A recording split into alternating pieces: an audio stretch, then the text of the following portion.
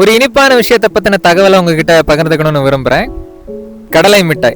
இந்த கடலை மிட்டாயை பத்தி சொல்லணும்னு அவசியம் இல்லை, எல்லாருக்கும் மிகவும் பிடித்த ஆரோக்கியமான ஒரு தின்பண்டம். ஆனா இதை பத்தி சொல்லாத ஒரு விஷயம், நிறைய பேர் சொல்லாத ஒரு விஷயம் ஒண்ணு உண்டு. அது என்ன நான் சொல்றேன். இந்த கடலை மிட்டாய் அவ்வளவு புரதம் நிறைந்தது. நீங்க நிறைய பணம் செலவு பண்ணி இந்த பாதாம், பிஸ்தா, முந்திரி இதை போன்ற உயர் ரக விலை கூடின பருப்புகளை வாங்கி சாப்பிடுறதுக்கு பதிலா எந்த விதத்திலையும் குறைவில்லாததான் நம்ம நிலக்கடலை. இந்த நிலக்கடலை பல விதங்கள்ல உண்ணலாம். நீங்க அப்படியே பச்சையா சாப்பிடுவாங்க சிலர் ராத்திரி ஊற போட்டு காலையில அந்த தண்ணியை குடிச்சிட்டு அதை சாப்பிடுவாங்க, வறுத்து சாப்பிடுவாங்க, பொரிச்சு சாப்பிடுவாங்க.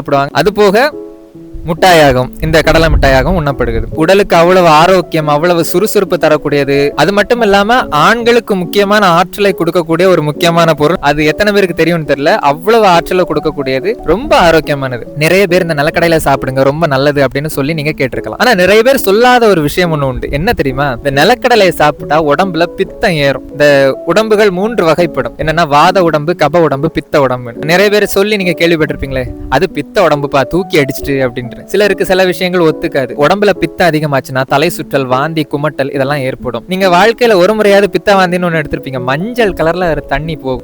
இந்த பித்தத்தை நம்ம கட்டுக்குள்ள வச்சிருக்கணும். அப்பதான் அந்த உடம்பு நல்லா இருக்கும். நிலக்கடலை நிறைய சாப்பிட்டா பித்தம் ஏறணும். அதுக்கு என்ன பண்ணலாம்? அதுக்குத்தான் நம்மளுடைய தமிழர்களின் தாய்மரமான பனை மரத்தோட அருமருந்து ஒண்ணு இருக்குது.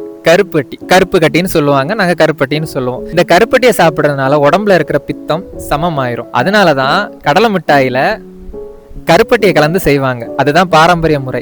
நிலக்கடலையில இருக்கிற அந்த பித்தம் ஏறத இந்த கருப்பட்டி சமன்படுத்தி விட்டுரும். அதனால உங்களுக்கு நிலக்கடலையோட சத்தும் கிடைக்கும். கருப்பட்டி உங்களோட பித்தத்தை அப்படியே சமநிலையில வச்சிருக்கிறோம். கருப்பட்டிக்கு பதிலாக சிலர் வெல்லம் சேர்ப்பாங்க, அதாவது கரும்புல செய்யற வெல்லம். அதுவும் ஓரளவுக்கு பித்தத்தை தணிக்க கூடியதான். ஆனா கருப்பட்டி அளவுக்கு செய்யாது. கருப்பட்டி ஆகச்சிறந்த அருமருந்து. ஆனா இன்னைக்கு வியாபார நிமித்தமாக பல இடங்கள்ல செய்யப்படுகிற அந்த கடலை மிட்டாயில என்ன தெரியுமா கலக்குறாங்க? சீனி, ஒயிட் சுகர். அதை பாகு காய்ச்சி அதுல அந்த கடலையை போட்டு பண்றாங்க. சீனி உடம்புல இருக்க பித்தத்தை ஏத்தி விட்டுரும். இதை சாப்பிடறதுனால உங்க உடம்புல எந்த பயனும் இல்ல. பித்தம் 1க்கு 2 மடங்கா ஏறதான் செய்யும். நீங்க கடலை மிட்டாயை பார்த்தாலே கண்டுபிடிச்சிடலாம். கருப்பட்டியில செஞ்சது அடர் நிறத்துல இருக்கும். சீனி பாகுல செஞ்சது பாத்தீங்கன்னா ஒரு மாதிரி இந்த கேரமல் கலர்னு சொல்லுவாங்களா, அத மாதிரி கொஞ்சம் கண்ணாடி மாதிரி இருக்கும். அது உடையும் போது அப்படி ஒரு சவுண்ட் இருக்கும். அதே கருப்பட்டியில செஞ்சது மென்மையா இலகுவா உடையும். ஆரோக்கியமா சாப்பிட வேண்டியதை வியாபாரத்துக்காக அவன் பண்ற வேலையை பாத்தீங்களா?